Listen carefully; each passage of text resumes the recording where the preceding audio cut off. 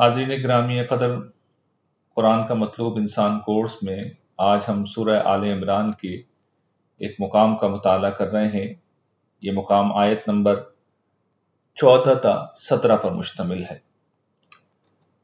اس سے پہلے ہم سورہ بقرہ کے 3 مقامات کا مطالعہ کر چکے ہیں، اور سورہ بقرہ کے حوالے سے ہم نے کچھ تمہیدی گفتگو بھی کی تھی۔ یہ بھی دیکھا تھا کہ سورہ بقرہ کے اندر اللہ تعالیٰ نے یہود سے خطاب کر کے انہیں منصب امامت سے معزول کیا ہے، ان پر اتمام حجت کیا، اور پھر بنی اسماعیل کو، رسول اللہ صلی اللہ علیہ وسلم کی قوم کو اس منصب کے اوپر فائز کیا، اور تباً ظاہر ہے کہ مسلمان امت مسلمہ اس منصب کے اوپر فائز ہوئی۔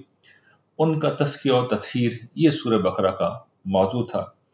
اور یہ بات میں آپ کی خدمت میں عرض کرتا چلوں کہ قرآن مجید کی تمام صورتیں، بلکہ اللہ تعالیٰ کا یہ طریقہ تخلیق ہے جو قرآن مجید کی صورتوں کے ضمن میں بھی ہمیں نظر آتا ہے کہ جو کچھ بھی اللہ تعالیٰ نے بنایا ہے وہ جوڑا جوڑا بنایا ہے۔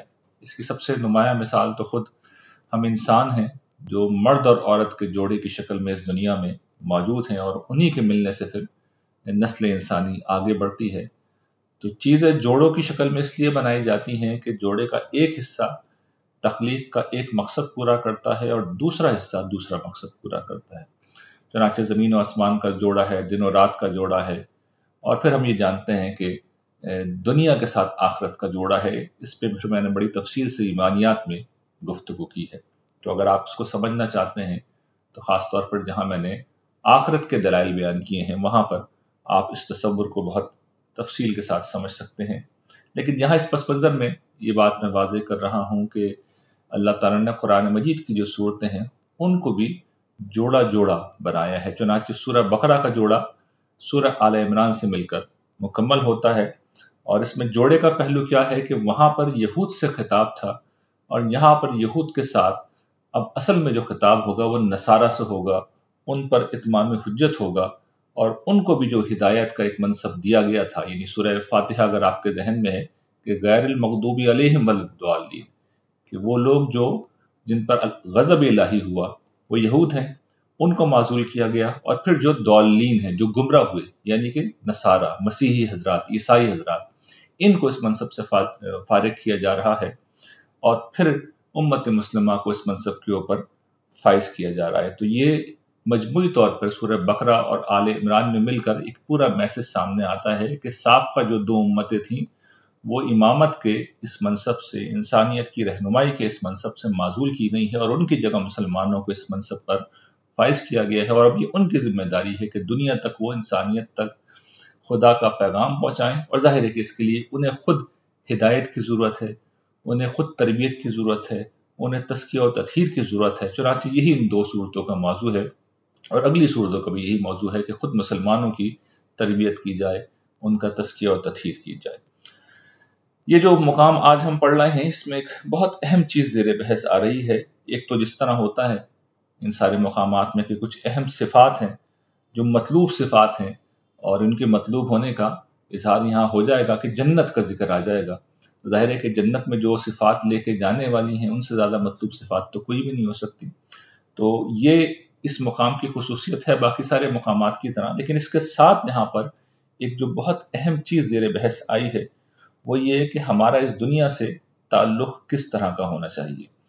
یہ بات ذہن میں رکھیے کہ دیکھیے دنیا میں انسانیت نے ہمیشہ جینے کی 2 سطح اختیار کی ہیں۔ ایک سطح وہ ہے جو زیادہ تر لوگوں نے اختیار کی، دنیا پرستی کی یہ سطح تھی، عیش و عشرت کی زندگی کی یہ سطح تھی، یہ دنیا ہی کو اپنی منزل، اپنا ہدف، اپنی جنت بنانے کی سطح تھی، اور اس سطح کے نتیجے میں پھر ظاہر ہے کہ انسان ہر طرح کی نافرمانی کا شکار ہوتا ہے، ظلم، زیادتی، یہ سب کچھ دنیا میں ظہور پذیر ہوتا ہے، فساد مچتا ہے، جان مال آبرو کی بربادی ہوتی ہے۔ چنانچہ اس کے رد عمل میں پھر ایک دوسری سطح ہے جو وجود میں آئی، اور وہ رہبانیت کی سطح ہے جس میں یہ سمجھا گیا کہ ترک دنیا ہی سب سے بڑی نیکی ہے۔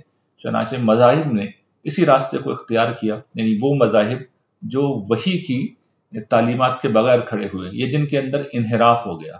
چنانچہ اس کی سب سے بڑی جو مثال ہے اس دنیا میں پائی جاتی ہے وہ بدھ مت ہے۔ ہم جانتے ہیں کہ وہاں پر جو بنیادی تصور ہے وہ یہی ہے کہ یہ جو خواہش ہے یہ اصل میں سارے مصائب کی جڑ ہے۔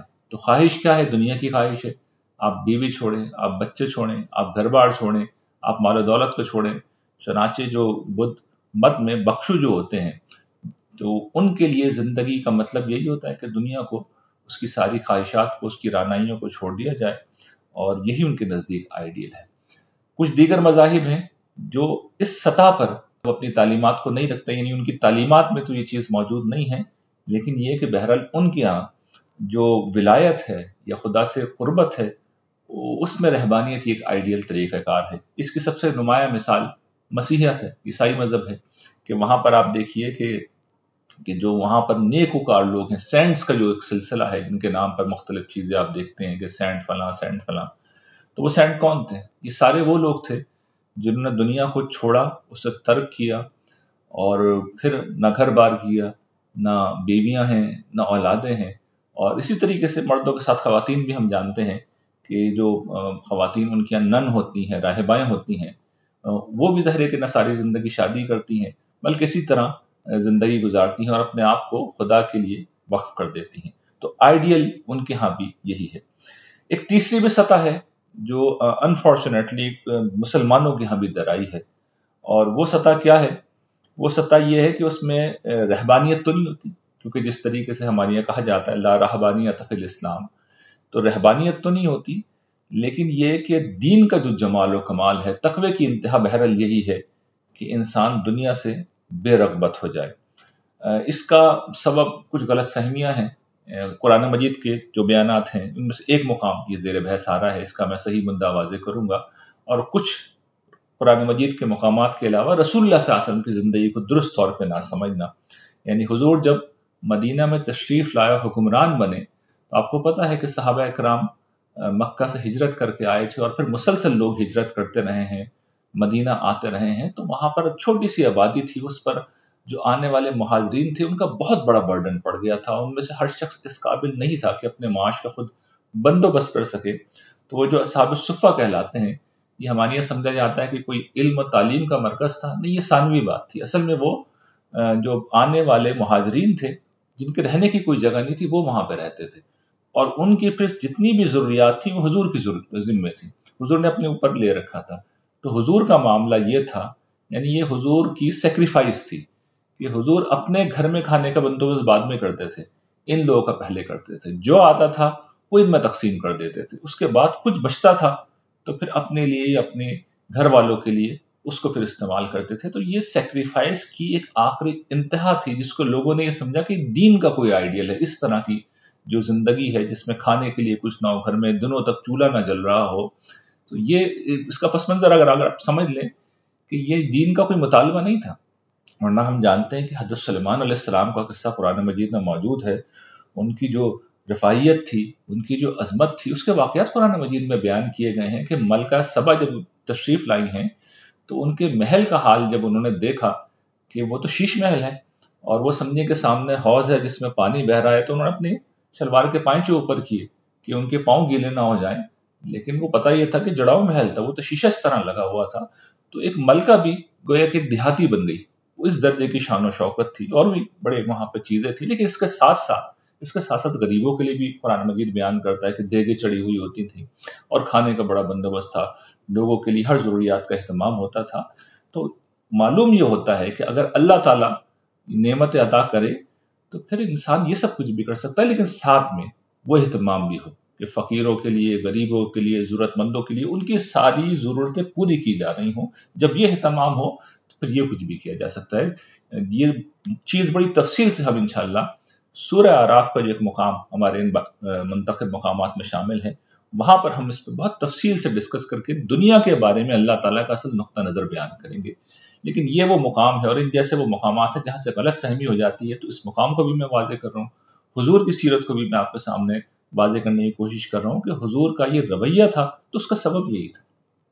اور پھر ظاہر ہے کہ بعد میں سلطنت جب وسیع ہوئی تو خلفائے راشدین میں سے ہم جانتے ہیں حضرت ابو بکر کا یہی رویہ تھا، حضرت عمر کا بھی یہی رویہ تھا. لیکن اس میں بھی ہم سمجھ سکتے ہیں کہ سلطنت چونکہ اتنی وسیع ہو گئی تھی کہ وہاں پہ بہرحال غریب غربا موجود تھے، تو ان کا خیال کر کے صحابہ کرام نے اپنے سٹینڈرڈ کو اس سطح کے اوپر رکھا. حضرت عثمان کے دور میں چونکہ صورتحال یہ تھی کہ لوگ سونا ہاتھ میں لے کے نکلتے تھے، اور زکوٰۃ لینے والا کوئی نہیں ہوتا تھا، تو حضرت عثمان نے، ہم جانتے ہیں کہ ان کا رویہ مختلف تھا، انہوں نے اس طرح کی زندگی نہیں گزاری. تو اگر یہ کوئی چیز ممنوع ہوتی تو حضرت عثمان بھی یہ نہیں کرتے، اور ان سے پہلے میں عرض کر چکا ہوں کہ حضرت سلمان بھی یہ نہیں کرتے. تو ان ساری چیزوں کا ایک پس منظر ہے، اس پس منظر کے بغیر جب اسے سمجھا گیا تو اسے تقوی اور نیکی کا معیار سمجھ لیا گیا. ایسا ہرگز نہیں تھا. حضرت ابو بکر، حضرت عمر جب تک حکمران نہیں بنے تھے تو نارمل زندگی گزارتے تھے. حضور کا معاملہ بھی یہی تھا، آپ بڑے ہی خوشحال تاجر تھے. نبی بننے کے بعد بھی آپ کے یعنی غیر معمولی حیثیت تھی. مشہور تھا آپ کے متعلق، جو کفار بھی کہتے تھے کہ لوگ جو ہے متاثر ہو رہے ہیں محمد صلی اللہ علیہ وسلم کے دسترخوان سے متاثر ہو رہے ہیں، اس لیے کہ آپ تو بہت بڑے تاجر تھے اور آپ کے پاس دولت بھی تھی. ظاہر ہے کہ آپ اللہ کی راہ میں خرچ کرتے تھے، دعوت کے کاموں میں خرچ کرتے تھے. تو ایسا نہیں تھا کہ حضور پیسے والے نہیں تھے یا پیسے رکھنا کوئی جرم تھا، ایسا ہرگز نہیں تھا. وہ خاص پس منظر تھا جس میں یہ ساری چیزیں ہوئی ہیں. تو یہ چیز ایک تو مجھے تاریخ سے واضح کرنی تھی، اور دوسرا جو اصولی بات اب ہے وہ قرآن مجید کی بعض آیات ہیں جہاں سے غلط فہمی ہوتی ہے. ان میں سے ایک مقام یہ ہے، تو پہلے یہ سمجھ لیجئے کہ یہاں جو زیر بحث آ رہے ہیں، یعنی دنیا اب زیر بحث آئے گی نا، اس کے اوپر کچھ تنقیدی انداز میں اللہ تعالیٰ کی طرف سے چیزیں آئیں گی. یہ کس پس منظر میں کہا جا رہا ہے؟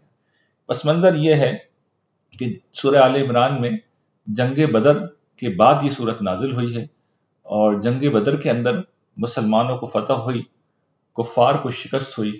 تو یہ بات اب یہود سے کہی جا رہی ہے کہ تم نے اپنی آنکھوں سے سب کچھ دیکھ لیا کہ خدا کی مدد ظاہر ہوئی، اس کے نیک بندوں کے حق میں، اس کے پیغمبر کے حق میں ظاہر ہوئی، اس کے باوجود بھی تم نہیں ایمان لاتے. تم نے سب کچھ اپنی آنکھوں سے دیکھا ہے. تم جس پیغمبر کے منتظر تھے وہ آ گیا، تم جس کے آنے پہ فتح کی دعائیں مانگتے تھے تم نے اپنی آنکھوں سے دیکھ لیا کہ کس طرح معجزانہ طور پہ اسے فتح ہوئی، پھر بھی نہیں مان رہے. تو کیوں نہیں مان رہے؟ اب یہ دیکھیے سورت آل عمران کی آیت 10 میں جہاں سے سلسلہ کلام شروع ہو رہا ہے، اللہ تعالیٰ کہتے ہیں ان الذین کفروا لن تغنی عنہم اموالہم ولا اولادہم من اللہ شیئا واولئک هم وقود النار. کہ یہ وہ لوگ ہیں جنہوں نے کفر کیا ہے، اور کفر کیا ہے تو ان کے جو مال ہیں اور ان کی اولاد ہیں وہ انہیں اللہ تعالیٰ سے ہرگز بھی نہیں بچا سکتے، اس کی پکڑ سے نہیں بچا سکتے، اس کے غضب سے نہیں بچا سکتے. یعنی بتایا جا رہا ہے کہ ان کی کفر کی وجہ کیا ہے. یہ ان کے مال ہیں، ان کی اولاد ہیں، دنیا کی محبت ہے. قرآن مجید نے سورہ بقرہ میں ان کے اوپر تبصرہ کیا. یہ لوگ مرنا نہیں چاہتے ہیں 1000 سال ان کی عمر ہو. مال کی محبت ان کے اندر، ان کے رگوں پہ کے اندر سرایت کی ہوئی ہے. تو یہ بات ہے جو کہی جا رہی ہے کہ جن لوگوں نے کفر کیا ہے، مسئلہ کیا ہے کہ ان کے مال و اولاد ہیں جن میں وہ لگے ہوئے ہیں. تو ان کے مال و اولاد انہیں نہیں بچا سکتے اللہ کی پکڑ سے، ان کو وہ ہرگز اللہ تعالیٰ کے غضب سے نہیں بچا سکتے، بلکہ آخر کار یہ جہنم کا ایندھن بنیں گے. تو یہ سلسلہ کلام ہے جس میں اب 4 آیتوں کے بعد آیت نمبر 14 سے گفتگو شروع کی جا رہی ہے، اور وہ ہمارے سلیکٹڈ مقامات کا حصہ ہے. تو اب دیکھ لیے وہاں پہ کیا بات ہے جو کہی جا رہی ہے. ارشاد فرمایا بسم اللہ الرحمن الرحیم زُيِّنَ لِلنَّاسِ حُبُّ الشَّهَوَاتِ مِنَ النِّسَاءِ وَالْبَنِينَ وَالْقَنَاطِيرِ الْمُقَنطَرَةِ مِنَ الذَّهَبِ وَالْفِضَّةِ وَالْخَيْلِ الْمُسَوَّمَةِ وَالْأَنْعَامِ وَالْحَرْثِ ذَلِكَ مَتَاعُ الْحَيَاةِ الدُّنْيَا وَاللَّهُ عِندَهُ حُسْنُ الْمَآبِ. اللہ تعالیٰ ارشاد فرماتے ہیں انسانوں کے لیے مرغوبات دنیا مزین کر دی گئی ہیں. پہلے اس بات کو سمجھ لیجیے کہ اللہ تعالیٰ یہ کیا بات کہہ رہے ہیں. دیکھیے جو بات کہی گئی ہے مرغوبات، یہ جو شہوات ہیں، ان میں جو اٹریکشن ہے یہ اللہ تعالیٰ نے خود رکھی، اور یہ ایک بڑی فطری چیز ہے.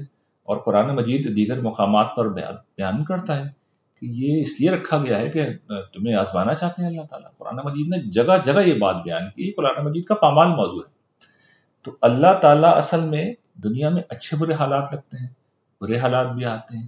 اس دنیا میں خوبصورتی بھی ہوتی ہے، جمال بھی ہے، اٹریکشن بھی ہے، اور اس دنیا میں مصائب بھی ہیں، آلام بھی ہیں. دونوں سے انسانوں کو آزمایا جاتا ہے کہ دونوں میں انسانوں کا رویہ کیا رہتا ہے. تو اللہ تعالیٰ ہی ہیں جنہوں نے انہیں اٹریکٹیو بنایا. تو ان کو پسند کرنا مسئلہ نہیں ہے. مسئلہ کیا ہے؟ ان کی تزئین، زینا. ان کو جس وقت انسان اپنی زندگی کا مقصد بنا لیتا ہے، یعنی یہ اتنا انسان کے اوپر چھا جاتے ہیں کہ یہ انسان کی زندگی کا اصل ہدف بن جائے، یہ انسان کی زندگی بن جائے، اور پھر انسان اس کی وجہ سے خدا کو بھولے، آخرت کو بھولے، حلال حرام کی تمیز کو بھول جائے، جائز ناجائز کے فرق کو بھول جائے، تو پھر انسان خدا کے غضب کو شکار ہوتا ہے. یہاں پر یہ مسئلہ زیر بحث ہے کہ یہ یہود ہیں جنہوں نے سب کچھ اپنی آنکھوں سے دیکھا، پھر بھی یہ دنیا پرستی کی وجہ سے نہیں مان رہے، حضور کا ساتھ نہیں دے رہے. تو یہ دنیا ان کو نہیں بچا سکے گی. تو اللہ تعالیٰ بتا رہے ہیں کہ یہ ہے مسئلہ، تو تم اے امت مسلمہ، اے مسلمانوں، اس مرض کا شکار نہ ہونا۔ تو یہ ہے جو بات کہی جا رہی ہے کہ یہ چیزیں اللہ تعالیٰ نے پیدا کی ہیں، اور آگے زیر بحث آ جائے گا سورہ اعراف کے اندر کہ یہ کوئی مسئلہ نہیں ہے ان کے اندر، لیکن یہ کہ جس وقت ان کے پیچھے آدمی خدا کو بھول جائے، آخرت کو بھول جائے، تو مسئلہ ہے۔ اب وہ کیا چیزیں ہیں ان کی اب آپ تفصیل سن لیجئے، ایک ایک کر کے قرآن مجید نے بیان کی ہے کہ پہلی چیز جو کہی جا رہی ہے کہ زُيِّنَ لِلنَّاسِ حُبُّ الشَّهَوَاتِ مِنَ النِّسَاءِ وَالْبَنِينَ، یہ دیکھیے کیا چیز ہے، اور تو سے مراد ظاہر ہے کہ یہاں پہ بیویاں ہیں۔ انسان اس دنیا میں جن چیزوں کو اپنے لیے سب سے زیادہ اٹریکٹیو، اہم اور بنیادی سمجھتا ہے، وہ بیوی کا حصول ہے، یہ شوہر کا حصول ہے، مرد و زن کا جو تعلق ہے۔ تو یہ جو مرد و زن کا تعلق ہے، اس کے متعلق یہ بات سمجھ لیجئے کہ اس دنیا میں انسانوں کی سب سے بڑی آزمائش ہے، سب سے بڑا امتحان ہے، اس لیے کہ یہ بھی خدا کی اسکیم ہے نا کہ اللہ تعالیٰ کو انسانوں کی نسل آگے بڑھانی اور انسانوں کو پیدا کرنا ہے۔ اب پیدا کرنے کے بعد فرشتے تو پالنے نہیں آئیں گے، یہ مرد عورت ہی پالیں گے، تو ان کو ساتھ رکھنا ہے، ان کو جوڑ کے رکھنا ہے، اور یہ ایک بہت بھاری ذمہ داری ہے۔ بچوں کو پالنا کوئی آسان نہیں ہوتا، تو اللہ تعالیٰ نے باہمی طور پہ ایک کشش پیدا کر دی۔ یہ کشش مجبور کرتی ہے اس دنیا کے ہر مرد اور عورت کو کہ وہ باہم مل کے رہیں۔ جب مل کے رہتے ہیں تو اولاد وجود میں آتی ہے، اور پھر اولاد کی پرورش وہ کرتے ہیں۔ تو یہ اللہ تعالیٰ ہی کی اسکیم ہے کہ ایک لالی پاپ ہے جو بنا دیا انہوں نے، اور یہ شوگر کوٹ کر دیا اس بھاری ذمہ داری کو کہ تم آؤ گے اس کے پیچھے، لیکن پھر تم اس بندھن میں بنو گے، اور پھر تم اپنی اولاد کی پرورش کرو گے۔ تو دیکھیے اس میں کوئی چیز بھی غلط نہیں ہے۔ پرابلم کیا ہوتا ہے کہ جب انسان اس کو یا تو غلط طریقے سے حاصل کرنے کی کوشش کرے، چنانچہ زنا، بدکرداری، بے حیائی، یہ ہے جرم، اور جو مطلوب چیز ہے وہ بھی ہمارے ہاں زیر بحث آ جائے گی ہمارے اس کورس میں، وہ مقام میں شامل ہے حفظ فروج ہے، یعنی انسان ایک عفیف اور پاک دامن زندگی گزارے اور میاں بیوی کے تعلق کے باہر وہ نہ جائے۔ تو ایک تو یہ امتحان کا پہلو اس تعلق میں۔ دوسرا یہ کہ جب انسان اس تعلق میں بن جاتا ہے تو دیکھیے پھر بات یہ ہوتی ہے کہ خاص طور پہ جو بیویاں ہوتی ہیں، اکثر یہ ہوتا ہے، قرآن مجید نے بھی یہ بات بیان کی ہے سورۃ تغابن میں، ان من ازواجکم و اولادکم عدو لکم، یعنی معاملہ کیا ہے کہ یہ لوگ بعض اوقات دین کے مطالبات کی راہ میں حائل ہوتے ہیں اور بعض اوقات حرام کے اوپر لے کے جاتے ہیں۔ یعنی ہوتا ہے نا کہ بھئی فلاں چیز چاہیے، فلاں چاہیے، آپ کے پاس پیسے نہیں ہیں، مجھے نہیں خبر، کہیں سے بھی بندوبست کر کے دو۔ تو یہ چیز کیا ہے، پھر انسان کو حرام پہ لے کے جاتی ہے، یا پھر دین کے کچھ مطالبات ہیں اس کی راہ میں رکاوٹ بن جاتی ہے۔ اور خاص طور پر نزول وحی کے وقت حضور صلی اللہ علیہ وسلم کے زمانے میں تو یہ مسئلہ تھا کہ ایک بہت بڑی جدوجہد تھی جو ہو رہی تھی، اور اس میں جو منافقین تھے، یہ کمزور ایمان والے تھے، وہ خود بھی ڈاماڈول تھے، اور پھر ظاہر ہے کہ اسی پس منظر میں ان کی بیویاں، ان کی اولادیں تھیں، تو یہ وہاں ان کا ذکر ہو رہا ہے۔ لیکن عام حالات میں بھی اگر بیوی سپورٹر نہ ہو، بچوں کی آپ اچھی تربیت نہ کریں، تو پھر وہ روکتے ہیں، وہ خیر کے کاموں سے روکتے ہیں، وہ نیکی کے کاموں سے روکتے ہیں، اور گناہوں کی طرف وہ لے کے جاتے ہیں۔ تو یہ پھر ایک امتحان ہے بہت بڑا، اور ہماری بیویاں، ہمارے بچے، اور اسی طریقے سے اگر خواتین ہیں تو ان کے لیے ان کے شوہر سپورٹر بھی ہو سکتے ہیں، لیکن پھر کوشش کرنی پڑے گی، تربیت کرنی پڑے گی، محنت کرنی پڑے گی، دعا مانگنی پڑے گی۔ یہ بھی ایک مقام ہمارے یہاں آئے گا جس میں دعا ہے، ربنا ھب لنا من ازواجنا وذریاتنا قرۃ اعین وجعلنا للمتقین اماما۔ تو یہ مقام بھی ہم انشاءاللہ سورہ فرقان میں پڑھیں گے کہ بیوی بچے سپورٹر بھی ہو سکتے ہیں، اور یہ اس راہ کی رکاوٹ بھی ہو سکتے ہیں۔ تو دونوں چیزیں ہیں، حرمت نہیں ہے، حرام نہیں ہے، بلکہ ظاہر ہے کہ خود اللہ کی اسکیم کا حصہ ہے۔ اولاد بھی ظاہر ہے کہ انسان اس لیے اولاد پیدا کرتا ہے، ایک تو اس کی بہرحال ایک ضرورت ہے، تسکین اسے ہوتی ہے، لیکن اصل میں یہ فیوچر کی انویسٹمنٹ ہے۔ یعنی ہم بوڑھے ہوتے ہیں تو ہمارے بچے ہی ہمیں سنبھالتے ہیں، تو ہم اپنے بچوں کے لیے سب کچھ کرتے ہیں، اور بعض اوقات تو ہم وہ کچھ کرتے ہیں کہ ان کی دنیا کے لیے اپنی آخرت کو تباہ کر دیتے ہیں۔ جو کچھ کماتے ہیں انہی کے اوپر خرچ کرتے ہیں، ان کے کہنے کے اوپر ہم پھر کوشش کرتے ہیں کہ زیادہ سے زیادہ مال کمائیں۔ تو یہ ساری چیزیں ہیں جو اس تعلق کو اصل میں ایک بہت بڑا امتحان بنا دیتے ہیں۔ بیوی بچے ہمارے سپورٹر بھی ہو سکتے ہیں آخرت میں، اور یہ ہمیں خدا سے دور کرنے والے بھی ہو سکتے ہیں، تو ہمیں اس معاملے میں محتاط رہنا چاہیے۔ دوسری چیز جو بیان کی جا رہی ہے وہ کیا ہے، والقناطیر المقنطرۃ من الذھب والفضہ، یعنی سونے اور چاندی کے ڈھیر۔ یہ کیا ہے، مال ہے۔ زمانہ قدیم میں مال ایسے ہی ہوتا تھا، سونے اور چاندی کے سکے ہوتے تھے، اور ڈھیر کیوں کہا جا رہا ہے، یہ اصل میں جمع کرنے کی علامت ہے۔ یعنی آدمی پیسے کو جمع کرتا ہے، اس لیے جمع کرتا ہے، ایک تو بہرحال مال جو ہے اس سے دنیا ملتی ہے، بات میں پہلے بھی عرض کر چکا ہوں، لیکن یہ کہ انسان کے اندر ایک نوعیت کی انسیکیورٹی ہوتی ہے، وہ اپنے کل کا چونکہ تصور رکھتا ہے تو آنے والی ضروریات کے لیے وہ بچاتا ہے، یہاں سے نیچرلی انسان پیسوں کو جمع کرتا ہے، بچاتا ہے۔ لیکن یہ جمع کرنا جب ایک حد سے زیادہ بڑھتا ہے تو پھر یہ انسان کی خواہش بنتی چلی جاتی ہے، یعنی ڈھیر پہ ڈھیر پھر انسان چاہتا ہے کہ اس کے پاس پیسے ہوں۔ اور پھر اس میں جو حضور نے بات بیان کی ہے کہ انسان کے پاس سونے کی اگر ایک پوری وادی ہو تو وہ چاہے گا کہ ایک نہیں ہو، دو ہوں۔ اور پھر حضور کہتے ہیں کہ ابن آدم کا جو پیٹ ہے وہ قبر کی مٹی کے سوا کوئی چیز نہیں بھرتی۔ اسی کو قرآن نے جو بیان کیا، الہاکم التکاثر حتی زرتم المقابر، غفلت میں رکھا تم کو اور کی خواہش نے، اور مل جائے اور آ جائے، یہاں تک کہ تم نے قبر یاد دیکھی۔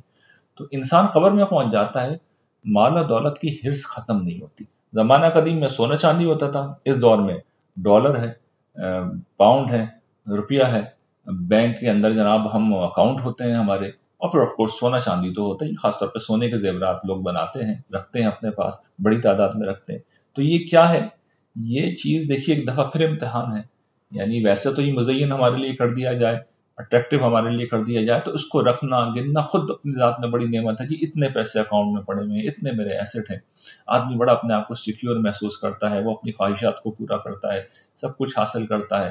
لیکن دوسری چیز کیا ہے کہ یہ انسان کو بخل کی طرف لے کے جاتی ہے، یہ انسان کو مال حرام کمانے کی طرف لے کے جاتی ہے، یہ انسان کو آمادہ کرتی ہے کہ وہ جو حقوق عائد ہوتے ہیں غریبوں کے، مسکینوں کے، رشتہ داروں کے، والدین کے، یا سماج کے حوالے سے جو ضروریات ہیں، نصرت دین کے حوالے سے جو ضروریات ہیں، انسان ان کو پورا نہ کرے اور کی حوث میں لگا رہے، تو انسان پھر نافرمانی کے راستے پہ نکل جاتا ہے، اور یہ بڑا آسان ہوتا ہے۔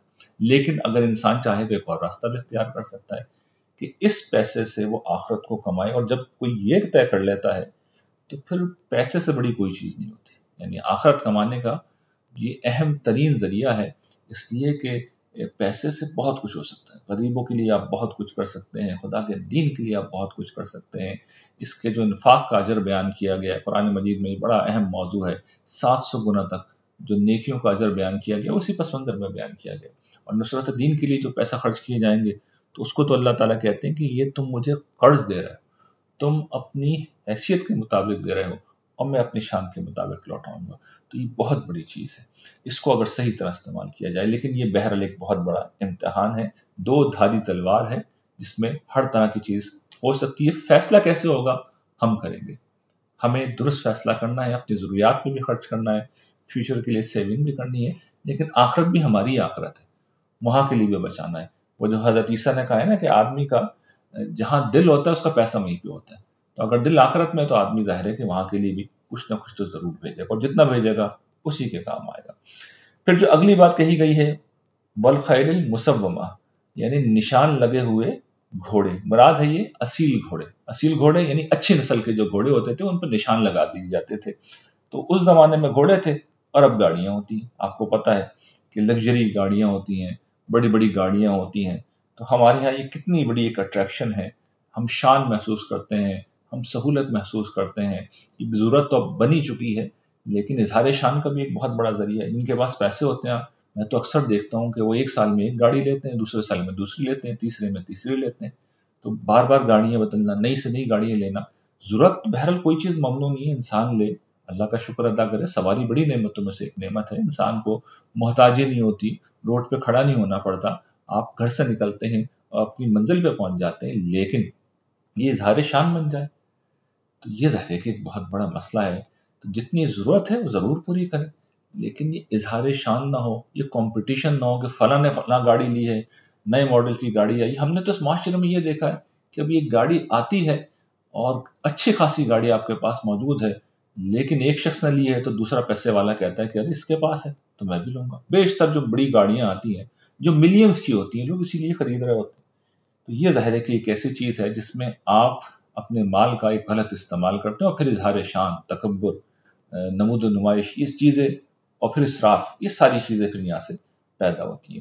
اگلی جو چیز ہے وہ جو قرآن مجید نے یہاں پر بیان فرمایا کہ والانعام والحرث، اس زمانے میں کاروبار ایسے ہی ہوتے تھے، ایگریکلچرل ایج تھا، تو مویشی یہ آمدنی کا سب سے بڑا ذریعہ تھا، یا اس سے بھی بڑا جو ذریعہ تھا وہ پیداوار تھی، زراعت تھی، کھیت ہوں آپ کے پاس، کھلیان ہوں، تو جو ایگریکلچر پروڈکشن ہے وہ ظاہر ہے کہ آمدنی کا اصل ذریعہ ہے۔ اس دور میں کیا ہے، مل ہیں، کارخانے ہیں، دکانیں ہیں، بزنس ہیں، جابس ہیں، کیریئر جابس ہیں، تو اب ان کو وہی حیثیت حاصل ہے، تو لوگ مرتے ہیں ان چیزوں کے لیے، لوگ مرتے ہیں، خواہش کرتے ہیں کہ بڑے بڑے کاروبار ہوں، بینک بیلنس ہو، کیوں؟ اس لیے کہ ظاہر ہے کہ پیسہ یہیں سے آتا ہے، وہ جس مال کا ہم پیچھے ذکر کر کے آئے ہیں وہ سب یہیں سے آتا ہے۔ لیکن اللہ تعالیٰ ان سب کے متعلق کیا کہہ رہے ہیں، ذالک متاع الحیات الدنیا، یہ اسی دنیا کا سر و سامان ہے، نہ اس دنیا کو رہنا ہے اور نہ اس سامان کو لینا ہے۔ اصل چیز کیا ہے، واللہ عندہ حسن المآب، یہ ہے اصل بات کہ اصل ٹھکانہ، اچھا ٹھکانہ وہ اللہ کے پاس ہے۔ وہ ٹھکانے کی تفصیل بھی آگے آ رہی ہے، لیکن اللہ تعالیٰ بتا یہ رہے ہیں کمپیریزن کر کے کہ اگر مقصد صرف دنیا ہی ہے اور اس دنیا سے تم نے آخرت نہیں کمائی، یعنی بیوی بچوں کی اچھی تربیت کر کے انہیں اعلیٰ انسان نہیں بنایا اور اسی دنیا میں تم اپنے لیے لگے رہے، تو پھر سمجھو کہ یہیں رہ جانا ہے۔ اس دنیا کی گاڑیاں، اس دنیا کا مال، اس دنیا کے کاروبار کو اگر تم نے آخرت کے لیے استعمال نہیں کیا تو اس کو یاد رکھو یہیں رہ جانا ہے، یا تو تم نہیں رہو گے یا یہ چیزیں نہیں رہیں گی، اور پھر جب تم اللہ کے حضور پہنچو گے وہاں تم دیکھو گے ایک بہت اچھا ٹھکانہ ہے، لیکن تمہارے ہاتھ میں کچھ بھی نہیں، تمہیں کچھ بھی نہیں ملے گا۔ تو اصل فوکس اس پہ ہونا چاہیے، توجہ یہ دلا رہے ہیں اللہ تعالیٰ، دنیا کی ممانعت نہیں کر رہے، صرف یہ بتا رہے ہیں کہ بھائی تمہیں اٹریکشن ہے نا ان چیزوں کی، تو اس سے بھی اچھی چیز ہمارے پاس موجود ہے۔ واللہ عندہ حسن المآب، یہ نہیں کہہ رہے کہ ان چیزوں کو چھوڑ دو، ترک دنیا کا نہیں کہہ رہے، آگے اور مزید واضح ہو جائے گی یہ بات۔ کہہ یہ رہے ہیں کہ بھائی یہ اٹریکشن ہم نے پیدا کی ہے نا، تو اس سے زیادہ اچھی چیز آگے آ رہی ہے، اس کو کیوں نہیں دیکھتے؟ تو عقل مند آدمی کون ہے؟ اللہ تعالیٰ کی بتائی ہوئی اس بات کو سمجھ لے کہ بھائی گرچہ یہ دنیا بڑی خوبصورت ہے، اٹریکٹیو ہے، لیکن یہیں رہ جائے گی اور اصل ٹھکانہ آگے آ رہا ہے۔ دیکھیے یہ بھی سمجھ لیجئے کہ یہ دنیا کیا ہے، یعنی کمپیریزن دنیا اور آخرت کا میں کر کے آپ کو بتاؤں کہ یہ دنیا مٹی ہے اور آخرت سونا ہے۔ اچھا چلیے اگر بات یہ ہوتی کہ یہ دنیا مٹی ہے لیکن ہمیشہ رہنے والی ہے اور آخرت سونا ختم ہو جائے گی، تب بھی یہ مٹی بہتر تھی۔ اچھا صورتحال کیا ہے کہ آخرت سونا ہے اور ہمیشہ باقی بھی رہے گی، دنیا مٹی ہے اور ختم بھی ہو جانی ہے، اس درجے کا ڈفرنس ہے۔ تو ہم آخرت کو چھوڑ کے اس کے پیچھے لگے رہتے ہیں، لیکن مسئلہ کیا ہے کہ آخرت ابھی ملی نہیں ہے، انسین ہے، وہ ادھار ہے، اور ہم خدا پر اعتماد کرنے کے لیے تیار نہیں، ہم اسی دنیا کے پیچھے لگے ہوئے، اور دنیا کا حال یہ ہے جو کسی شاعر نے بڑی خوبصورت بات کہی ہے کہ دنیا جسے کہتے ہیں جادو کا کھلونا ہے، مل جائے تو مٹی ہے، چھن جائے تو سونا ہے۔ یعنی دنیا کا یہ المیہ ہے کہ ہمیں وہی چیز اٹریکٹیو لگتی ہے، وہی چیز سونا لگتی ہے جو ہمارے پاس نہ ہو، ہمارے پاس جو کچھ بھی آ جائے گا وہ بے وقت ہو جائے گا، تو وہ انسان کو یہی چیز پھر اور سے اور کے اوپر آگے سے آگے کی طرف لے کے جاتی ہے کہ یہ گاڑی نہیں اگلی گاڑی، یہ گھر نہیں اگلا گھر، پیسہ اور کیوں؟ اس لیے کہ جو آ جاتا ہے وہ بے وقت ہو جاتا ہے اور جو نہیں ہے وہ اٹریکٹیو لگتا ہے۔ دنیا جسے کہتے ہیں جادو کا کھلونا ہے، مل جائے تو مٹی ہے، چھن جائے تو سونا ہے۔ تو قرآن مجید بتا رہا ہے کہ بھائی وہ بہتر ٹھکانہ آگے ہے، اور پھر حضور سے کہا ہے کہ نبی اب کہیے، قل او نبئکم بخیر من ذالکم، اے نبی نے بتائیے، انہیں سمجھائیے۔ حضور کہہ رہے ہیں کہ اس سے بہتر کیا ہے، یہ جو دنیا ہے نا جس کا ذکر پیچھے گزرا ہے، یہ ساری تفصیل جو پیچھے گزری ہے، اس سے بہتر کیا ہے؟ کیا ہے اس سے پہلے سمجھ لو کن کی دی، للذین اتقوا، جو ڈر کے زندگی گزارتے ہیں۔ دیکھیے یہ نہیں کہہ رہے اللہ تعالیٰ کہ وہ لوگ جنہوں نے دنیا کو چھوڑ دیا، ترک دنیا کر لیا، نہیں، یہ نہیں کہہ رہے، بلکہ کہہ یہ رہے ہیں کہ دنیا میں رہتے ہوئے جنہوں نے نافرمانی چھوڑ دی، جو اللہ سے ڈرے، اور اللہ سے ڈر کے جنہوں نے زنا چھوڑا، جنہوں نے حرام آمدنی چھوڑی، جنہوں نے نافرمانی چھوڑی۔ تقوی مطلوب ہے، تقوی کا مطلب دنیا کو چھوڑنا ہرگز نہیں، بلکہ دنیا میں رہتے ہوئے نافرمانی کو چھوڑنا، یہ ہے اصل میں تقوی کا مطلب، اور یہ خود ایک مطلوب مطالبہ ہے۔ تو کہا گیا ہے کہ جو کچھ بھی ہے وہ بہتر ٹھکانہ ان کے لیے، اور وہ بہتر ٹھکانہ کیا ہے؟ ان ربہم، ان کے رب کے پاس ہے، جنات تجری من تحتها الانہار خالدین فیہا وازواج مطہرۃ ورضوان من اللہ واللہ بصیر بالعباد۔ کیا کہہ رہے ہیں اللہ تعالیٰ؟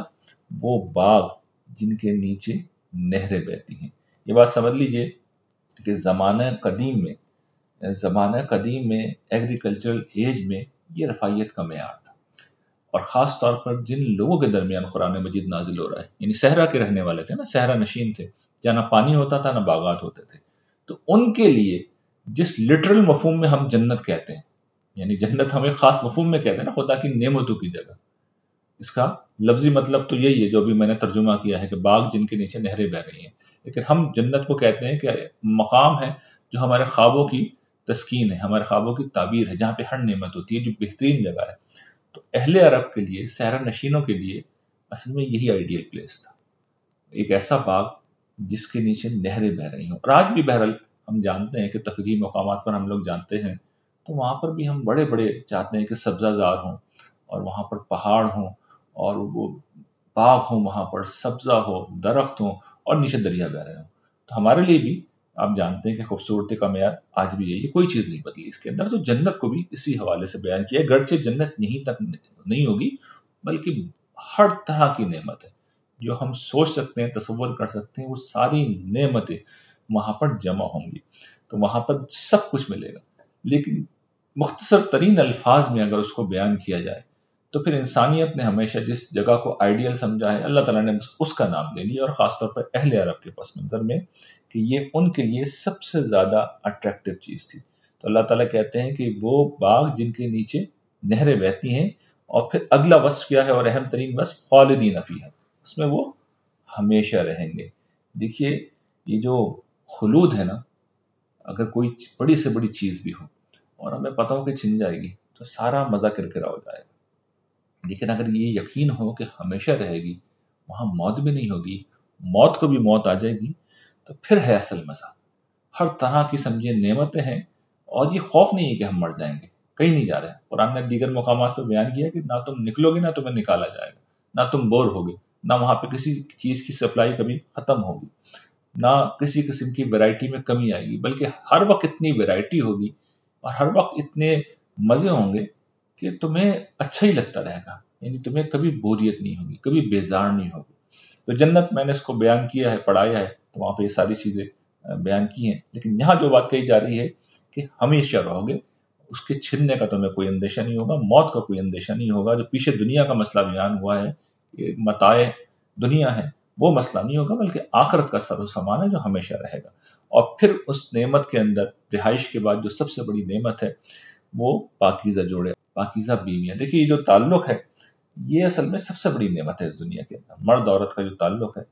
اور پھر اس میں جو خوبصورت ترین بات کہی گئی ہے کہ یہ تعلق اس دنیا میں جو کچھ بھی جسمانی نجاست ہو سکتی ہے، یہ نفسیاتی طور پہ بھی نجاست ہوتی ہے۔ نفسیاتی نجاست کیا ہے؟ مزاج میں بعض اوقات ایسی چیزیں ہوتی ہیں جو بہت ہی ناگوار ہوتی ہیں۔ بعض لوگوں کے اندر غصہ ہوتا ہے، یعنی مزاج میں ہم آہنگی نہیں ہوتی، انسان بد مزاج ہوتا ہے، تو یہ ساری چیزیں یعنی اس تعلق کو بہت ہی برا بنا دیتی ہیں اور اس کی ساری اٹریکشن ختم کر دیتی ہیں۔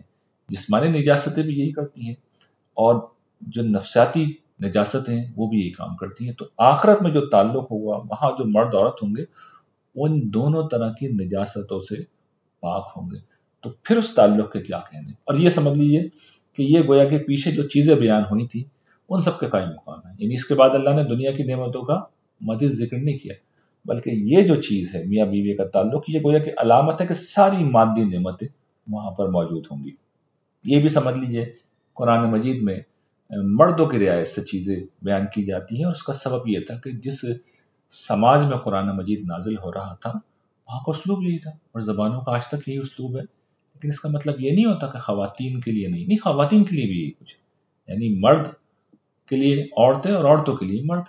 اس کی شکل یہ ہوگی کہ اگر میاں بیوی اسی دنیا میں بہت اچھا ان کا تعلق ہے، دونوں ہی نیک ہے، تو وہاں پہ خوشی خوشی رہیں گے۔ اگر ان کے کوئی پیچھے رہ گیا، کوئی جنت میں نہیں گیا، تو اللہ تعالیٰ کسی اور سے بھی ہاتھ دیں گے۔ یہی ہے کہ فرض کر لیں تعلق میں تو دونوں پہنچ گئے، لیکن تعلق میں وہ کیفیت نہیں تھی، تو ٹھیک ہے آپ نئے جوڑے کا انتخاب کر لیں، سارے وہاں پہ راستے کھلے ہوئے ہوں گے، لوگ جو دل چاہے گا وہاں پہ کریں گے، کسی پہ کوئی جبر نہیں ہوگا۔ تو آزادی ہوگی، بے خوفی ہوگی، ہر طرح کی مادی نعمتیں ہوں گی، اور ان سب کے ساتھ جو ہے، ان سب کے ساتھ روحانیت ہوگی، اللہ تعالیٰ کی رضا ہوگی۔ وَرِضْوَانٌ مِّنَ اللَّهِ، قرآن مجید نے دیگر مقامات پر بیان کیا ہے کہ یہ سب سے بڑی چیز ہے، اللہ تعالیٰ کی رضا ہے، اس کی طرف سے سلامتی کے فرشتے آ رہے ہیں، اس کی رحمتیں لے کے آ رہے ہیں، اس کی عنایت کا پروانہ ہمیں ملا ہوا ہے، ہمارا رب ہم سے راضی ہے، تو یہ گویا کہ روحانیت کی ساری جو مقامات ہیں ہمیں مل گئے ہیں۔ تو وہاں پر روحانیت بھی ہے اور مادیت بھی ہے، اور یہیں سے یہ بات واضح ہوتی ہے کہ اس دنیا میں بھی اللہ تعالیٰ نے مادیت اور روحانیت دونوں کو جمع کر رکھا ہے۔ یعنی آپ دنیا میں رہیے اور اس دنیا سے آخرت کمائیے، کوئی اللہ تعالیٰ آپ کو ممانعت نہیں کرتے، اور آخرت میں بھی یہی تصور ہے، روحانیت بھی ہے، اللہ تعالیٰ کے ساتھ تعلق بھی ہے، اس کی عنایت بھی ہے، اور مادی نعمتیں بھی ہیں۔ اس کے بعد اللہ تعالیٰ کہہ رہے ہیں کہ یہ کون لوگ ہیں؟ الذین یقولون ربنا اننا آمنا فاغفر لنا ذنوبنا وقنا عذاب النار، یعنی یہ وہ لوگ ہیں جن کی زندگی سراپا دعا ہے، اور دعا کس بات کا اظہار ہے؟ وہ ایمان لائے ہیں۔ ربنا اننا آمنا، یہ ہے دیکھیے اہم بات، ایمان لانا پڑتا ہے، اور پھر سراپا عجز ہے، اپنے اوپر فخر نہیں ہے، بلکہ معافی مانگ رہا ہے، یا اللہ جو غلطیاں ہو جائیں انہیں معاف کر دے، وقنا عذاب النار۔ دیکھیے کس طرح کے الفاظ ہیں، یہ اس شخص کے الفاظ نہیں ہیں جو اپنی بڑائی کے احساس میں زندہ ہو، بلکہ وہ تو جہنم کے آگ سے پناہ مانگ رہا ہے۔ یعنی وہ بندہ مومن اپنے عمل کو کچھ سمجھ ہی نہیں رہا، حالانکہ اب ان کی خصوصیات آگے آ رہی ہیں، اعلیٰ ترین خصوصیات ہیں، لیکن وہ اپنے آپ کو کس جگہ پہ رکھے ہوئے ہیں۔ اور اس سے یہ بھی سمجھ لیجئے کہ ہماری دعائیں تو دنیا سے شروع ہوتی ہیں، دنیا پہ ختم ہوتی ہیں، لیکن اللہ تعالیٰ کیا بیان کر رہے ہیں کہ ان کا سب سے بڑا مسئلہ آخرت ہے، کہ آخرت میں معاملات ٹھیک ہو جائیں۔ تو میں نے جو ناول اب لکھا ہے ادھوری کہانی، اس میں یہ بات توجہ دلائی لوگوں کو کہ بھائی اس دنیا میں تو آپ اللہ تعالیٰ کے ساتھ معاملات کر کے آ رہے ہیں، آپ کو وہی ملے گا۔ اصل میں یہ دنیا اگلی دنیا کی تقدیر لکھنے کی جگہ ہے، پچھلی دنیا میں ہم اس دنیا کی تقدیر لکھ کے آ رہے ہیں، اس دنیا میں ہمیں اگلی دنیا کی تقدیر لکھنی ہے۔ تو صحابہ کرام جن کا یہ ذکر ہو رہا ہے وہ یہی کرتے تھے، اگلی دنیا کی تقدیر لکھتے تھے، اور یہ دعا اس کا اظہار ہے۔ ان کی دعائیں بھی آخرت کے لیے ہوتی تھی، تو اس پہ بھی ہمیں غور کرنا چاہیے کہ ہماری دعائیں اصل میں کس طرف فوکس ہوتی ہیں۔ منع نہیں کر رہا میں، ظاہر ہے کہ دنیا بھی اپنے رب سے مانگیں گے، لیکن صرف دنیا ہی مانگیں گے نہیں، ایسا نہیں ہونا چاہیے۔ اور پھر اوصاف کیا ہے؟ الصابرین والصادقین والقانتین والمنفقین والمستغفرین بالاسحار، یہ صبر کرنے والے۔ دیکھیے صبر کا ذکر پیچھے گزرا ہے، اور یہ بہت بڑی انسانی خصوصیت ہے، ناگوار واقعات کو حوصلے کے ساتھ جھیلنا، اور پھر ہر طرح کے حالات میں، اچھے برے حالات میں جو دین کے مطالبات ہیں ان پر ثابت قدم رہنا۔ جگہ جگہ جنت کو اسی کا بدلہ بیان کیا گیا، تو یہ بہت بڑا وصف ہے، یہ پیچھے بھی گزرا، آگے بھی آئے گا، بہت بڑا وصف ہے، اسے اختیار کرنا چاہیے۔ دوسری چیز کیا ہے؟ صدق، یعنی صدق کیا ہوتا ہے؟ انسان کا دل، زبان اور عمل تینوں ایک ہی جگہ کھڑے ہوں، منافقت نہ ہو، آدمی کے دل میں بھی سچائی ہو، زبان پہ بھی سچائی ہو، اور عمل میں بھی ہو، اور پھر وہ سچائی کا ساتھ دینے والا ہو، اس کی مفادات، اس کی خواہشات، اس کے تعصبات اس کی راہ میں نہ آئیں، بلکہ جو حق ہے انسان اس کا ساتھ دے۔ تو یہ وہ وصف ہے جس کا بیان کیا گیا ہے۔ اور قانتین کون لوگ ہوتے ہیں؟ وہ لوگ جنہوں نے سر تسلیم خم کر دیا، جو اطاعت مسلسل کے لیے تیار ہیں، جنہوں نے نہ صرف یہ کہ سچائی کو مان لیا ہے، بلکہ فیصلہ کر لیا ہے کہ جب حکم ہوگا، جو حکم ہوگا پروردگار ہم مانیں گے۔